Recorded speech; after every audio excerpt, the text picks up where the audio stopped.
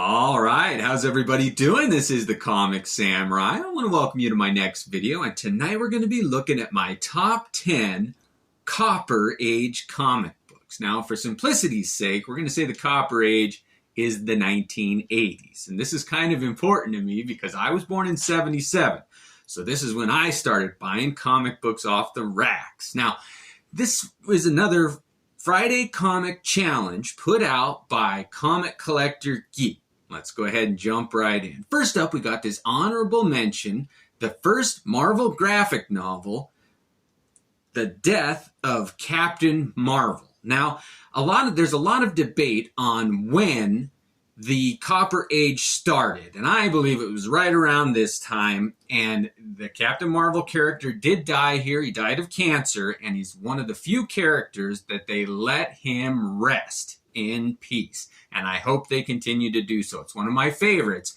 because they haven't brought him back, and his death meant something.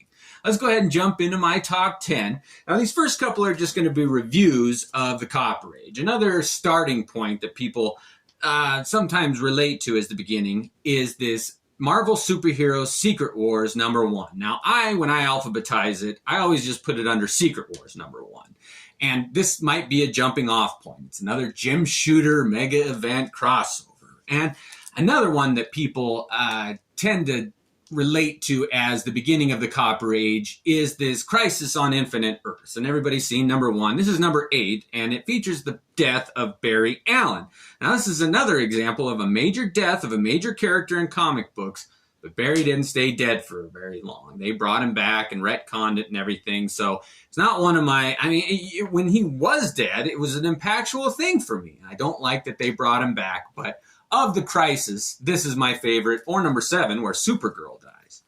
However, I would argue that a little closer to the beginning of the Copper Age was this Contest of Champions, which was Jim Shooter's real big first foray into crossovers with many characters. And they wanted to sell toy figures and kind of dip their toes in that and prepare them for Secret Wars. And this Contest of Champions, what a great prelude. I really think this is an underrated series of the Copper Age. Moving on, we got Fantastic Four, #232. And what makes this one significant is that it's the first John Byrne solo Fantastic Four. He had done writing and covers and pencils and things on earlier issues, but this one was pretty much all John Byrne. And it marked a different flavor, and it started one of the greatest, most epic runs on the Fantastic Four right here. Next up, we got Uncanny X-Men #212, and this was the first fight between Wolverine and Sabretooth in the X-Men series, with a beautiful cover done by Barry Windsor Smith, and it is one of my favorites. It's that whole Mutant Massacre storyline. You get to see Wolverine and Sabretooth fight. It's gone down in history. This is a tough cover to get in good shape, but I just love this comic. Of all the 80s comic book covers, I think this is my favorite. Moving on, we got Daredevil #168. Now, Frank Miller started his run on Daredevil earlier, but this is the issue where he took over the reins of the whole thing, and he introduced his character of Elektra. I always thought it was interesting that they misspelled her name on the cover of her first appearance. Anyway, it's just a little side note, but I really do dig this comic book, and I liked all the flavor of Miller's Daredevil issues, and this is my favorite.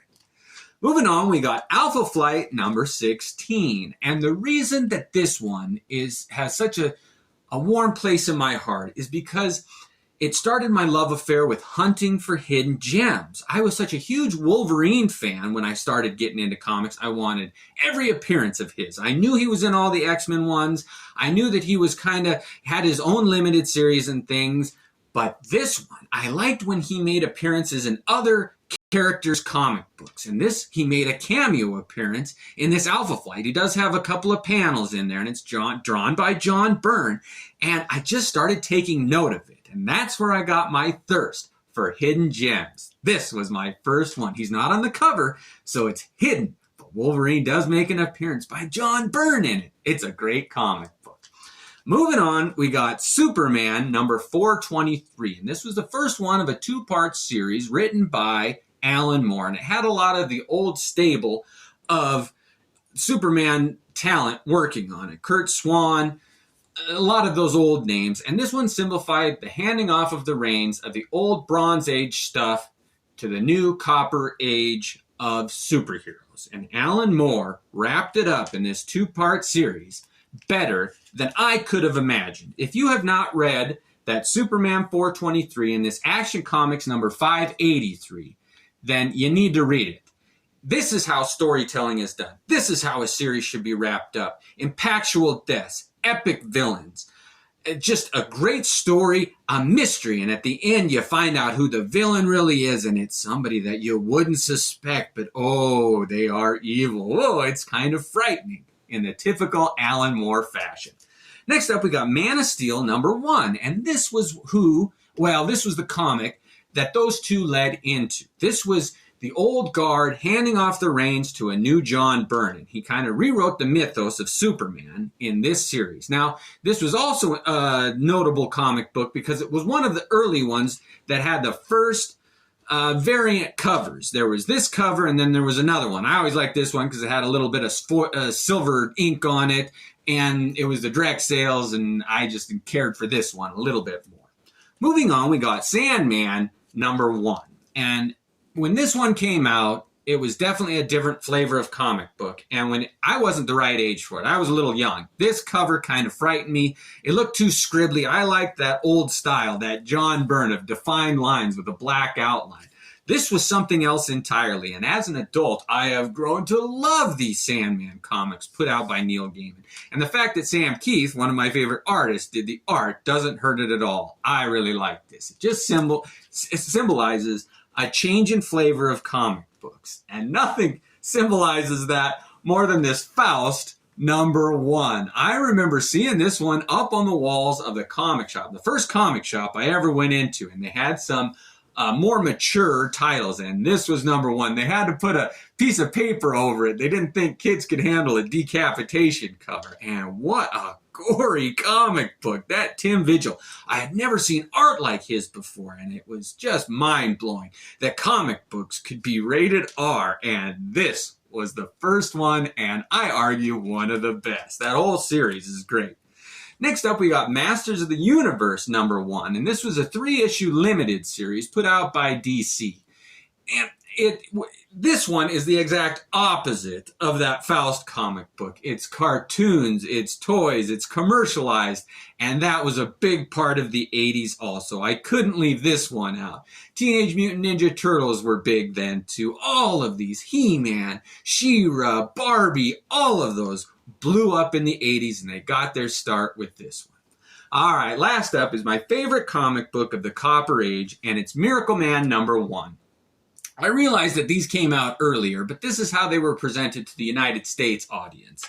And when Alan Moore did this revisionist interpretation of the superhero genre in comic books, it was like nothing anyone had ever seen before. I still recommend this. It's not a hard read, it's not difficult, but if you want a superhero that is down to earth and horrific and inspiring and just, it's like a rebirth of this idea of what a superhero is capable of. What if they really did exist on Earth? It would change the status quo, and that's what I like about a comic book. So these were my top 10 Copper Age 80s comic books. I want to see what your top 10 is. Thanks a lot. Have a good night.